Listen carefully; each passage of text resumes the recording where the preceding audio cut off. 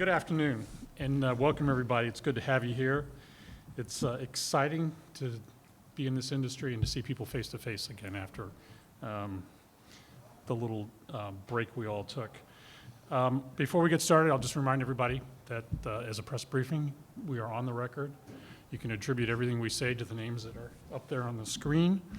And if you need to follow up on anything we don't get to today, so if one of the three of us makes you a promise, the young ladies in the back will be the ones that will follow up with you and make sure we keep everybody honest.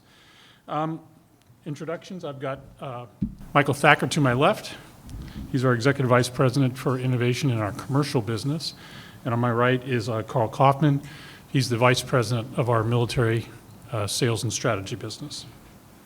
We want to take a time today to bring in these Bell leaders and discuss our business in 2021, some of the wins, our commercial programs, our military business, and our view of the future of vertical lift. Before doing that, I want to address just briefly the situation in Russia. I know it's the first question, everybody's note card out there. We've obviously all been glued to our televisions. We're watching the news. The events in the Ukraine are obviously on all of our hearts, and it's just saddened to see such an event taking place here in the 21st century, especially the 21st century in Europe. Our parent company, Textron, is no longer doing business with Russia and is closing its Russia office. We will cease sales of our aviation and other products and services in Russia. If you have any follow-up to that statement, I'd tell you to contact Textron. I know, let's see, now let me set the stage for today's event by sharing a couple of interesting highlights for 2021. Last year, Bell celebrated 86 years in business, and frankly, it was the same year we probably did the most work ever to be prepared for the next 86.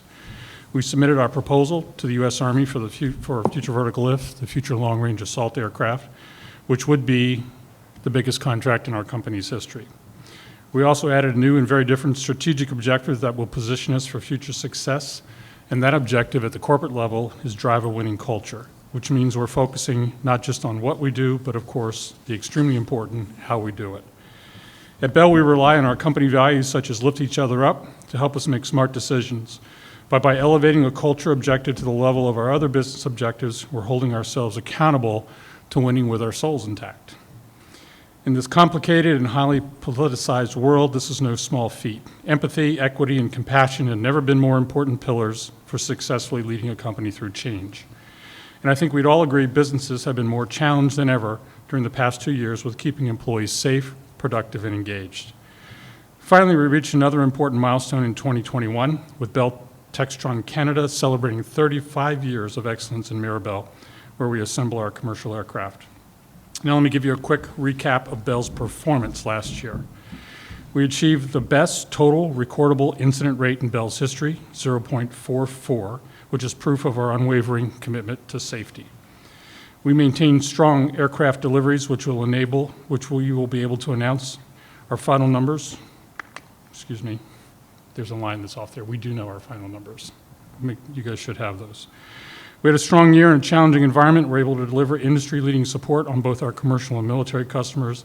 And in fact, we remain #1 customer support and services in the industry with both Vertical Magazine and ProPilot. And I just mentioned we worked hard to continue transforming our culture and focusing on innovation as Bell evolves from a manufacturing-only company to one with engineering and design businesses. At this time, I'll pass it over to Michael Thacker, our VP of Commercial and Innovation, to highlight the commercial side of the business. Perfect. Thanks, Bob. As Bob mentioned, 2021 was a strong year for Bell despite the challenging environment. There were numerous milestones, but I'll highlight just a few in the commercial and innovation spaces. And if you have questions on other areas, we'll be happy to answer those at the end. So I'll start with the 505. Momentum on this great light helicopter continues to build. In 2021, we delivered the 300th aircraft, and just recently we eclipsed 100,000 fleet hours, showing the robustness of the platform in the operating environment. For the 525, we continue to work towards certification and made solid progress in 2021. In anticipation of entry into service, Bell opened a 505 Experience Center in Norway to help our customers understand more completely how the 525 will transform operations in the North Sea. And closer to home, we completed the first U.S. demonstration tour of the 525, allowing many customers the first opportunity to see and fly the aircraft. Turning to technology and innovation, Bell has made progress on multiple fronts. During the year, we opened the Bell Manufacturing Technology Center as a proving ground to test and refine technologies and processes for producing Bell aircraft. The center is already yielding results for our existing products, while its primary focus is readiness for future vertical lift programs and platforms that Carl will discuss later. In the mobility space, Bell worked with NASA under the Systems Integration and Operationalization Program to demonstrate both ground and airborne-based detect and avoid systems. The intent of the demonstrations is to pave the way for beyond visual line of sight operations in complex airspace for unmanned vehicles. To answer the question, what's next, the Bell Innovation Team also unveiled the high-speed vertical takeoff and landing family of concepts for military applications. This takes us beyond tilt rotor to even higher speed and range capabilities while maintaining the critical vertical takeoff and landing capability that Bell is known for. Much more could be said as we focus on further innovation efforts in safety, sustainability, and operational availability, but for now, we'll move on to the military programs. Okay, so I'll pass the microphone over now to Carl Coffman. Thank you, Bob. So I want to focus on two key programs as we talk about future vertical lift, Department of Defense future vertical lift efforts. So I'm going to talk about the Long Range Assault Aircraft Program, which is the Bell V-280, and I'm going to talk about the Future Attack Reconnaissance Aircraft Program, the Bell 360. And I'm going to try to sum this up quickly so we leave time for questions. So on the Long Range Assault Program, we've completed the JMRTD program, and we are finishing the second year of CDNRR, Competitive Design and Risk Reduction. What's important about that is we and the U.S. government as partners have been after the FLORA solution now for over 7 years. So there's a significant amount of risk that's been reduced in this modernization effort. We are about 2 weeks out of submitting the final proposal for the FLORA program. And then we will expect a decision this summer, and we've got a high degree of confidence in that decision. We believe we have the transformational solution the Army requires in order to regain overmatch against emerging threats. We're providing a flight-proven, with 215 flight test hours, low-risk mission solution that does everything that a Black Hawk can do at speeds and ranges unachievable by traditional helicopters. So don't be confused by the long-range assault aircraft designation. This is more than just a long-range assault aircraft. It does everything a legacy fleet can do at operational distances and at operational rates unmatched. You have to have a technology in the future fight that can rapidly close distances between relative sanctuary and the decisive or tactical edge of the battlefield, and the best way to do that is on a wing with a tilt rotor. On the Future Attack Reconnaissance Aircraft Program, or the Bell 360, we're 87% complete with the build of that aircraft right now. The aircraft's in Amarillo undergoing load testing in what we refer to as the red iron.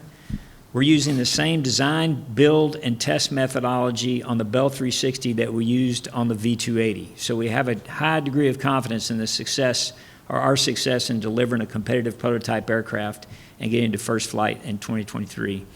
The aircraft's optimized and designed to be optimized for speed, range, and the endurance required in the attack reconnaissance mission. So you don't see a dual solution or a similar solution to both aircraft. We have purpose-built aircraft for both missions. And as I stated earlier, pending the delivery of the engine at the end of this year, we'll get to first flight by the third quarter of 2023 is our current, our goal and the government's goal as a team. That I'll turn it back over to you, Bob. Yeah, let me tee up a couple questions for you that I'm sure is on everybody's mind. So Michael, can we go into a little more detail on the path forward on 525 and when you might expect certification? Sure. So, obviously, I can't commit for the FAA, but we continue to work with the FAA as partners in the certification process. I will say that it's Bell's intent to have all of our deliverables complete this year. And are looking for our FAA partners to support us in that as well. So we'll continue to work in that direction. And then, Carl, Mike briefly mentioned high-speed VTOL. Could you enlighten us further on that program? Sure. So as Mike described, we unveiled a design for high-speed VTOL last year. Then we entered an AFWERX challenge. And in February of this year, we were down-selected to continue to the next phase of that challenge. We think our selection is indicative of the government's confidence in us to deliver on a development program and get to a future capability. So we're working future vertical lift right now, which is really the next generation of the long-range assault and attack reconnaissance aircraft. But it's in Bell's DNA to look beyond actually what's just transformational and what's next. We're looking at what's next to next, and that's what we do at Bell. Okay, I'll wrap up our comments real quick and get to your questions. So just in summary, on the foreign military sales side, we've completed our first Bahrain AH-1Z. We've got nacelle improvements rolling off the line for the V-22 for the United States Air Force. And you probably saw we hit 600,000 flying hours with the V-22 last year. Looking ahead to 2022, as Carl said, we expect the Army to announce the future long-range assault aircraft at mid-year. And hopefully with a positive win there, we'll go into program of record in the fall. FARA continues to build, and we've got great progress there, and of course 525 progress as well. So we're excited to have you here today, and we'll take questions from the floor. So if you've observed what's been going on in Canada with our facility there, our focus has been on sustainable aviation. Primarily, you've seen things like the EDAT, which is our electrically distributed anti-torque system. Effectively a hybrid helicopter, it's just hybrid by function instead of fully hybrid for the propulsion system. So we continue to work with the Canadian government on how we can best work together and fund together the future of sustainable aviation for vertical lift systems. So we're working out the details.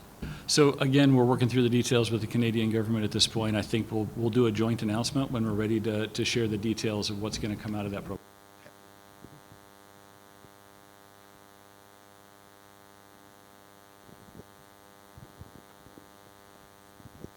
So in July, when the Army makes their decision, it's going to be a pretty major decision. I think it might change the face of the rotorcraft industry as far as what the Army is purchasing and all the funding that's going towards it. So I don't want. Is there a plan B? I mean, you have the AMTC, you have the weapons manufacturing lab. I mean, we've all been following these programs for a long time. I mean, is there a plan B for Bell, or is Lockheed Martin just going to absorb this if you don't win? And I'll ask the same question to your competitors. I would submit to you, first of all, we are going to win. But no one that's ever been involved in a military operation. I've spent 29 years in the military, and you always have an alternate contingency and emergency plan, right? So we are prepared for that in the event that happens. There are significant applications across all the other, across foreign military services and domestically as well. So I would submit to you that every service has adopted the tilt rotor as a solution because they understand the value of the operational reach that it brings and the capabilities it brings. We just completed the Carl Vinson Task Force just completed its first deployment of the Navy version of the V-22. Highly successful. They discovered, the Navy is discovery learning what they're capable of doing with the tilt rotor that they haven't before. And every service that's been down that path, whether it be the Marine Corps, the Air Force, and the Navy now. So I think in what you're going to see with this next selection is you're going to see us reach a tipping point in moving beyond traditional rotorcraft solutions, right? So when the Army selects us, that'll be the fourth service that then starts to adopt a generation and a vertical lift capability that's beyond a traditional rotorcraft. Now, there'll still be those missions, but there will be, there will be your fourth adopter, in my opinion. And as far as the details of the alternate contingency emergency plan, we'll hold on to those for right now and see what the outcome of the decision is.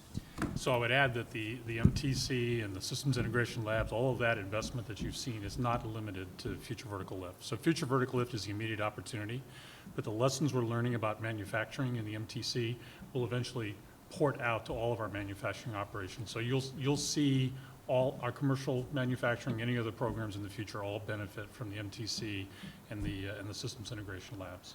Yeah, and Bob, I was going to jump on that. From a commercial business perspective, all of those investments also help support the direction for the commercial business, both in terms of how we're more producible, more maintainable for our customers going forward, but also on the sustainability efforts that I mentioned in my opening comments. So as we're working that underlying technologies, they're applicable to both our commercial and military business, and there's a bright future on the commercial side as well. Fly the V280 anymore? Is it permanently grounded, the prototype? Yeah, so I wouldn't use the term permanently grounded. I would say, yeah, we're mission complete on the tech. Yeah, we're mission complete on the tech demonstrator. So we've done everything that the Army asked us to do with it and more. And we decided at that point we had our last flight, and we wanted to get into the diagnostics and the post-test flight diagnostics of the systems to make sure. You know, models are informative. They're sometimes correct. So we modeled the design of the aircraft. We put 215 hours of flight time on the aircraft, defined as actually breaking friction with the ground. So that's how we quantify flight time. And then we had the last test flight, last demo flight. We brought the aircraft down. We pulled the gearboxes, the blades apart. So we pulled the aircraft apart, done the post-test flight assessment. Didn't find any surprises at all. Everything worked actually worked better than we thought it was going to work. So we have a high degree of confidence in that, and we got the aircraft back together now, and we're looking forward to moving on to the next stage of this. We've done everything we can do to inform the Army of the right technical solution, and we're satisfied with that right now. Yeah, you mentioned about the ITEP engine. I don't know. I'm sure it is. Yeah. By the end of the year, I think, for the 360 in Amarillo. Can you be a little more specific about when you hope to get that engine? Is it like literally by the end of the year? And I'm wondering just how much pressure does that put on the schedule for testing next year? It does put a lot of pressure on the schedule, right? So the aircraft's 87 to 90% complete right now. We had to deconstruct it a little bit to get it into red iron. One of the a percentage of that 100% certainly is the arrival of the ITEP engine. So that's been, we expect October, probably November now. But as with the engine solution, if it continues to get pushed, then that will continue to affect the schedule. Now we've got a surrogate, I won't call it a surrogate engine because it's not an engine, but it is literally a 3D plastic printed model that we've done all the form fit test in the Bell 360 now. So we're going through all the fit tests and everything else with our actually it's a plastic printed engine, right? It's a 3D printed engine, but it allows us to do all the fit tests and everything we need to do. So once we get the engine, everything will be in line, and we'll just have a space in that aircraft for the engine to go. But you are not going to postpone. Or any engine delay is certainly going to cause a schedule delay, but we're doing everything we can do right now to mitigate that and make sure we stay on track. That's what the customer wants, and that's what we're trying to afford the customer. It's important. Engine development programs are always challenging, and that's why we've very deliberately took an 1107 approach, a Rolls-Royce 1107F approach on the V280 because we wanted to get all the risk we could out of that aircraft. So we got a solid performing engine that'll give us the performance we need in the V280 and further reduce risk to that program.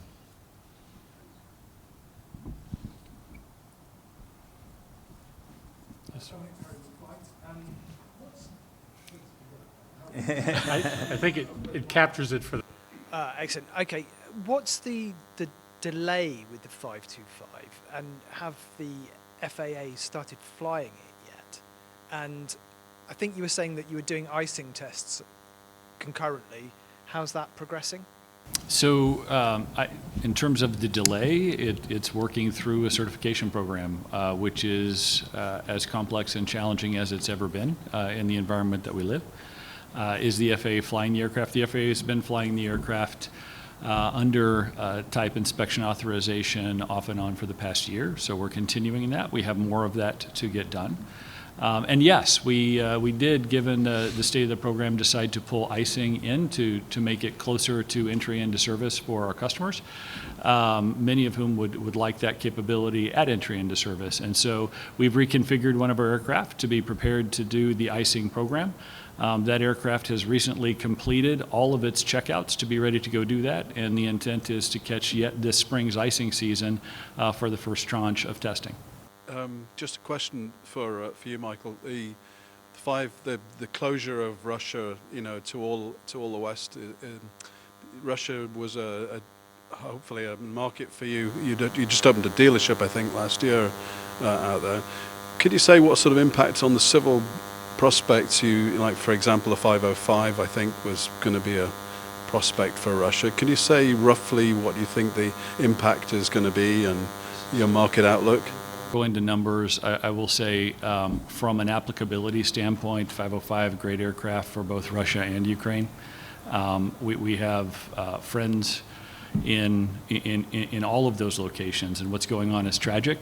Unfortunately, it will impact the business as well, but that is by far the smallest impact of what's going on today.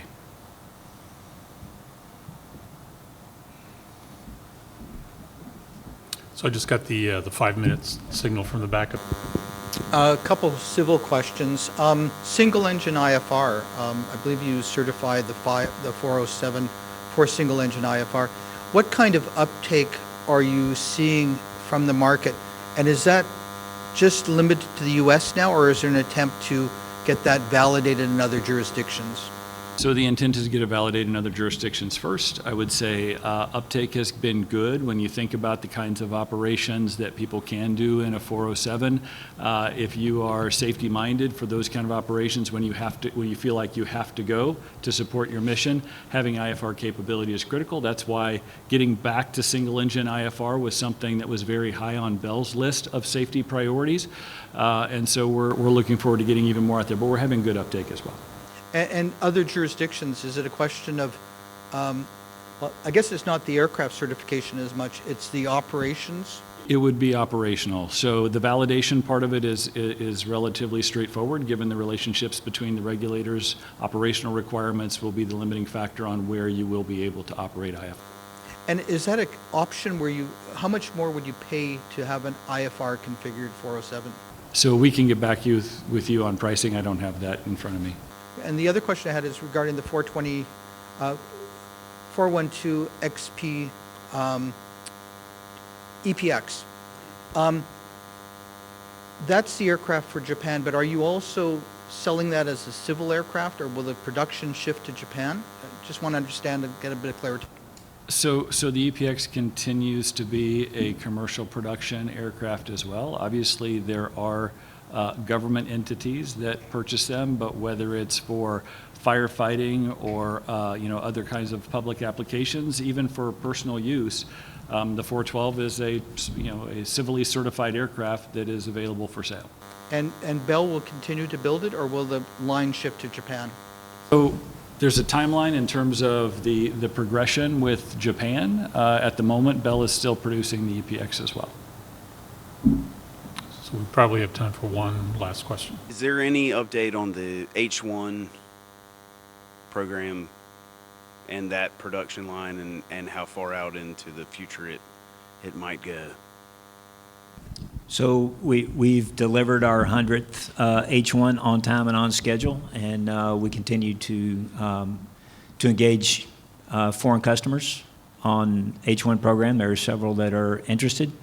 There are some that are more interested now with the current events, but we'll see where that takes us. But the H1 program continues. We're going to continue to try to sell those and offer those available to foreign customers. Okay, so again, any other questions you have that we didn't get to today?